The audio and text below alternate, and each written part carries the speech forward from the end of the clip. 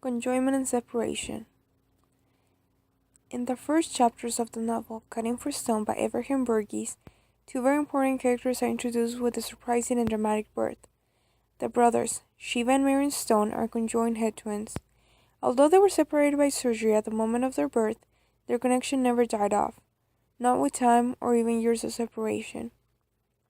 Shiva and Marion were automatic orphans because their mother, Sister Mary Joseph Price, died in the process of giving birth. Although their father, Dr. Stone, was very much alive, he decided to leave the newborns to face their fate alone.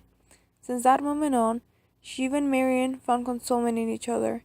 Even though they were not physically conjoined twins anymore, they were conjoined in a more spiritual level.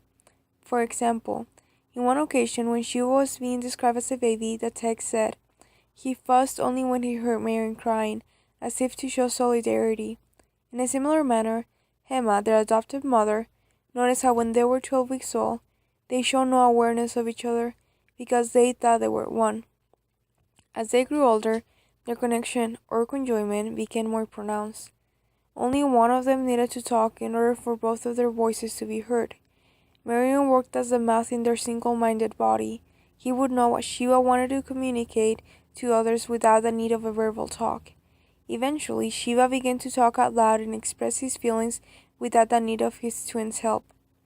In their teenage years, both siblings began to drift apart, both by accident and personal choice. As their minds and personalities began to grow, they started to choose different paths. Shiva was more interested in Hema's work, while Marion was God's apprentice. Shiva became sexually active and captivated by women, while Marion was still fantasizing with her long-life friend, Jeanette. Regardless of their personalities, they never stopped being each other's companion. But when their personalities affected each other, their bond shattered. The greatest factor to their separation was Jeanette. She knew that Marion was in love with her since they were young, but without taking into consideration his feelings, she asked Shiva to take away her virginity. Shiva, having his unique way of thinking, did not see anything wrong with that and agreed to it. When his brother, Marion, found out about their incident, he was heartbroken by it. After this, he was not able to forgive his brother for sleeping with Jeanette and decided to stop every communication they had together. The wall he constructed between them would not come down until towards the end of the novel, when Marion's life was at risk and it was Shiva's hand to save his brother. In this moment of crisis, Shiva realized that no matter how long his brother stopped talking to him, he would always be his conjoined twin, because like Shiva mentioned, "I had no reason to think about all of this till I got here, but at his bedside, I realized if something happens to him, it happens to me too. If I love myself, I love him, for we are one."